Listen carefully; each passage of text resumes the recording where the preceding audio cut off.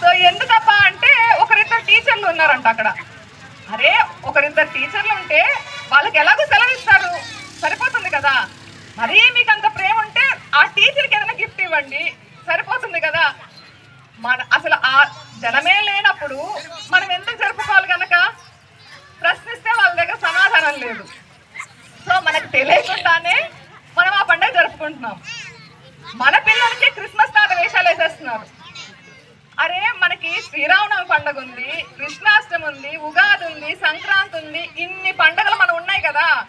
ఆ పండుగలప్పుడు మన పిల్లలకి శ్రీరాముడి వేషమో కృష్ణుడి వేషమో వేయడము, మన పండుగల గురించి చెప్పడము, అసలు అవి ఎలా వచ్చాయి, వాటి అంటే వాటి గురించి గుర్తింపు ఏంటి, వాటి అప్పుడు ఏమేమి ఆచారాలు ఏమేమి సంప్రదాయాలు మనం పాటించాలి, ఇవన్నీ చెప్తున్నారా స్కూల్లో అంటే అవి చెప్పడం లేదు.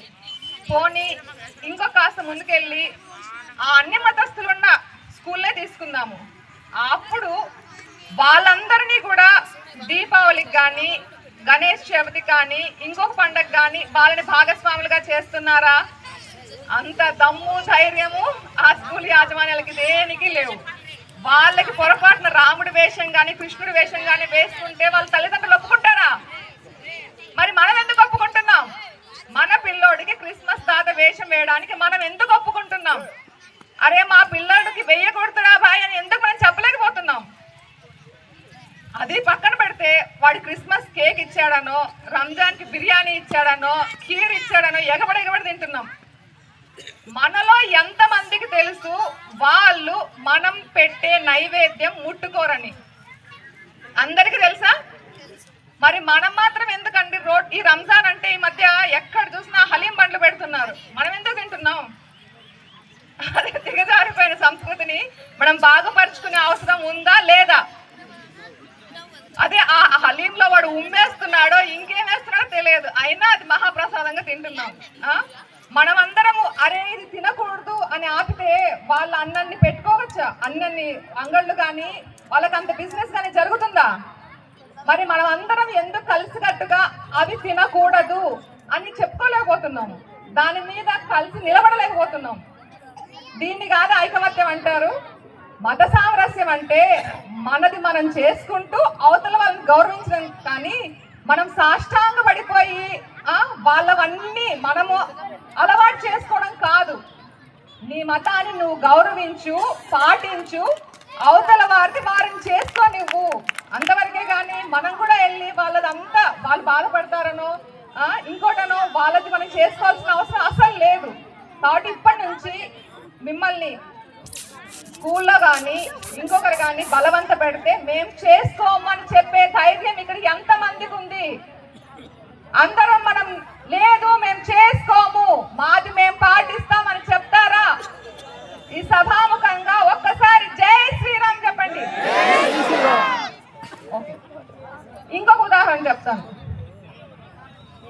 మనకి మధ్య ఇదొక పండగ, అసలు మన ఊరు దాకా వచ్చిందో తెలియదు, సిటీస్ వరకు అయితే వచ్చేసింది. ఈ హాలోవీన్ అని ఎవరైనా విన్నారా? హాలోవీన్ అనే పండగ ఏదైనా విన్నారా?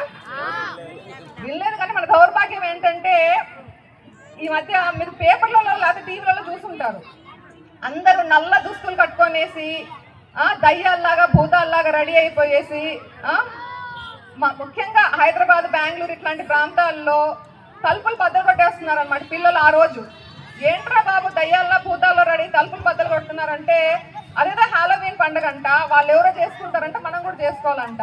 ఇదేం దౌర్భాగ్యం అండి. మనకు చిన్నప్పుడు శూర్పణఖ లాగా రావణాసుడు లాగా తవేషాలు వేసుకుని వచ్చేవాళ్ళు.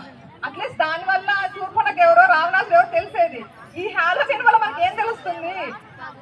ఇలా మనవి కానివి మనం తెలుసుకోవడం ఎందుకు, జరుపుకోవడం ఎందుకు? మనవి తెలుసుకోవాలి, మన పిల్లలకి ముందు మనవి చెప్పాలి, అవునా కాదా? అలాగే ఈ మధ్య స్కూళ్ళల్లో చాలా స్కూళ్ళలో వింటున్నాము, మన పిల్లలు బొట్టు పెట్టుకోకూడదంట, కాళ్ళకు పట్టీలు వేసుకోకూడదు, గాజులు వేసుకోకూడదు, జడలు వేసుకోకూడదు, కానీ అవతల వాళ్ళు బుర్కాలు వేసుకొని మాత్రం కంపల్సరీ రావాలి. ఇదే ఎంతమంది వింటున్నారు? చాలా మంది స్కూళ్ళలో ఎందుకమ్మా అందరు ఒకటేలాగా ఉండాలంట, అందుకని బొట్టు పెట్టుకోకూడదట. బొట్టు పెట్టుకోవడానికి ఏంటండి నష్టము? అది మన చిహ్నం కదా.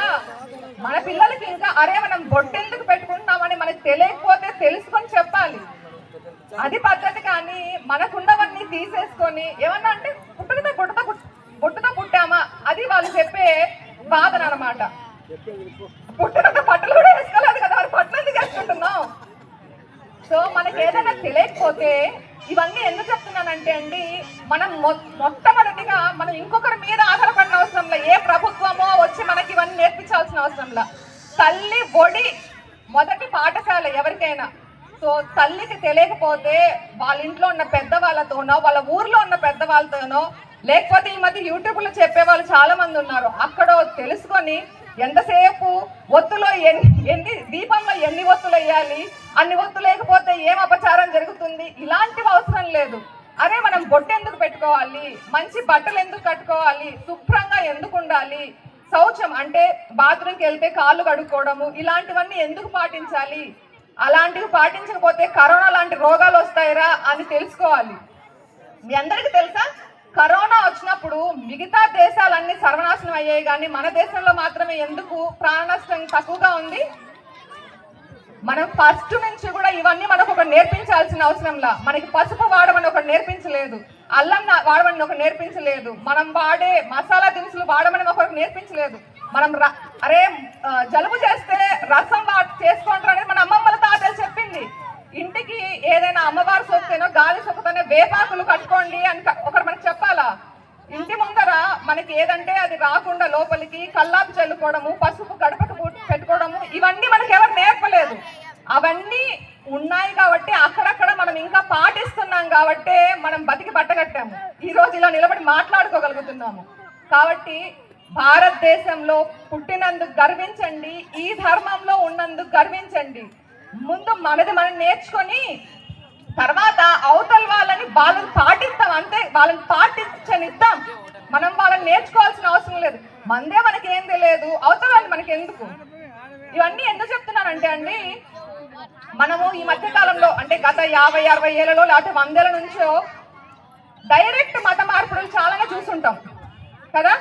మన ఇంటికి బుక్కులు వేసుకొని వస్తూ ఉంటారు, ప్రభు బిడ్డలని చెప్పేసి డైరెక్ట్ అటాక్ అన్నమాట. అంటే మీకు ఏదైనా ధనంతో ప్రాబ్లం ఉంది, పేదరికంతో బాధపడుతున్నారు, లేకపోతే మీకు అనారోగ్యమైంది, మా దేవుడైతే అవన్నీ నయం చేస్తాడు, మీ కష్టాలు తీరుస్తాడు అని మా మతం మారండి. అసలు దేవుడు అంటేనే మనందరికీ తండ్రి కదా. తండ్రి అనేవాడు నన్ను నమ్మితేనే కష్టం తీరుస్తాను అని అంటే అసలు వాడు తండ్రి ఎలా అవుతాడు?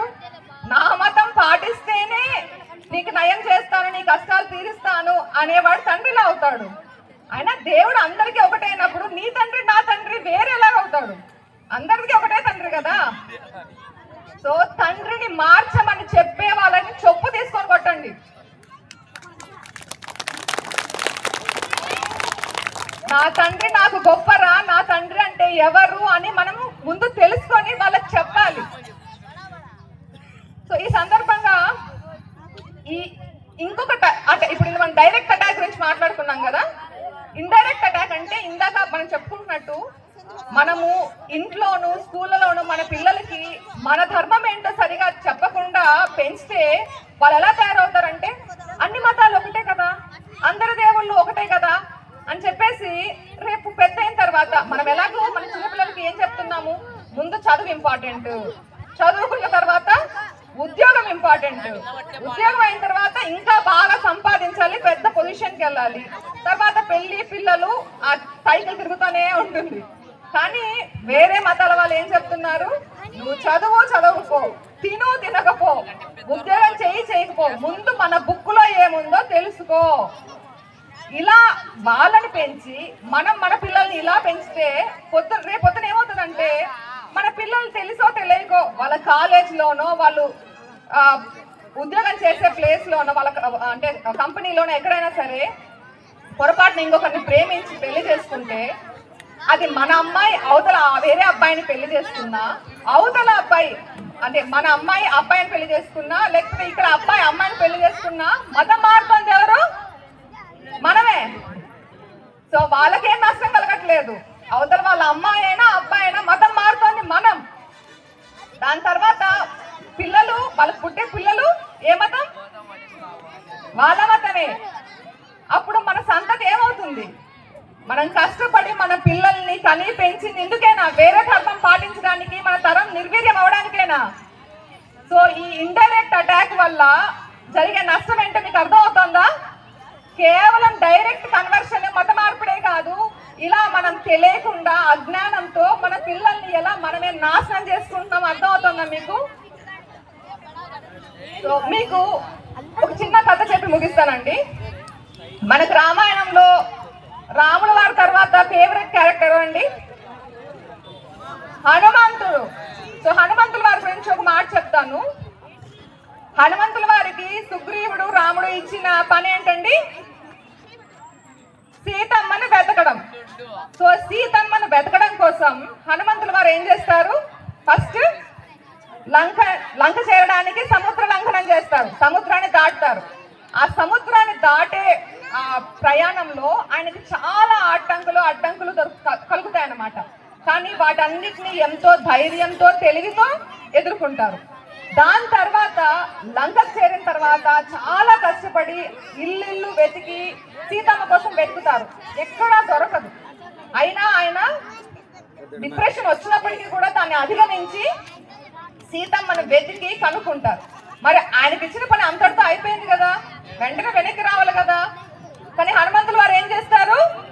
ముందు రావణాసుడికి వార్నింగ్ ఇవ్వాలి అని చెప్పేసి రావణాసురుడిని కలవడానికి వెళ్లే ముందర లంక దహనం చేస్తాడు.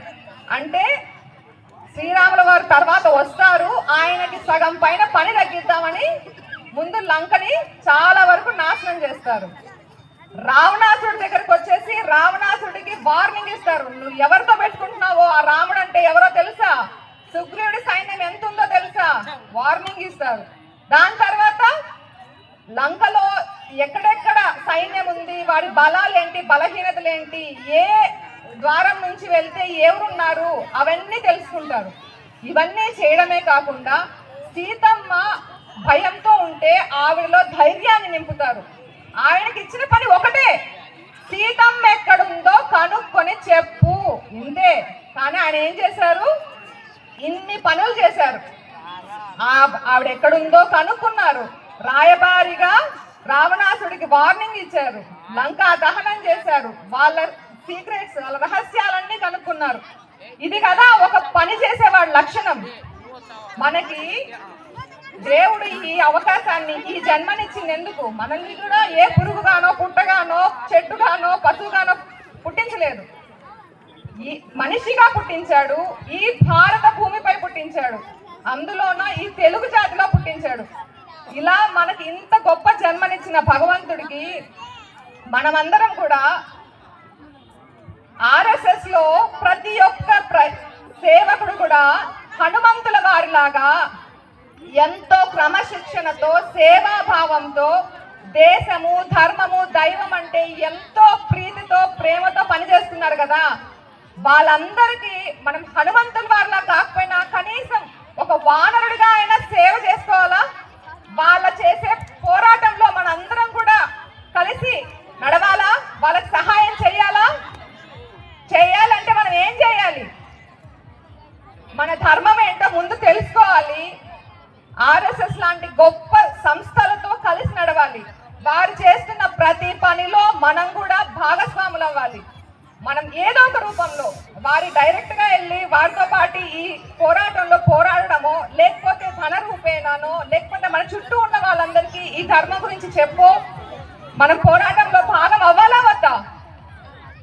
సో మనము కేవలం RSS వాళ్ళు ఎవరో చూసుకుంటారు, లేకపోతే ఆ నాయకుడు వచ్చి చూసుకుంటాడు, ఈ నాయకుడు వచ్చి చూసుకుంటాడు.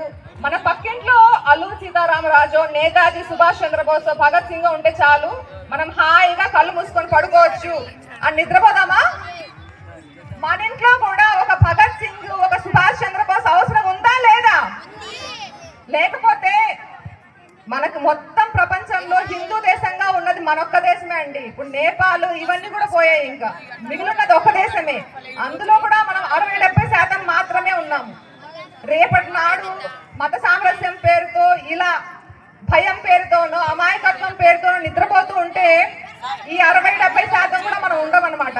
ఈ మనం ఉన్న హిందూ దేశం ఒక్కటి కూడా ఇది కూడా అంతరించిపోతుంది. అలా అవనిద్దామా? మనందరం కూడా ఈ రోజు ఒక సంకల్పం తీసుకుందామా? మన ధర్మం మనం పాటిద్దాం.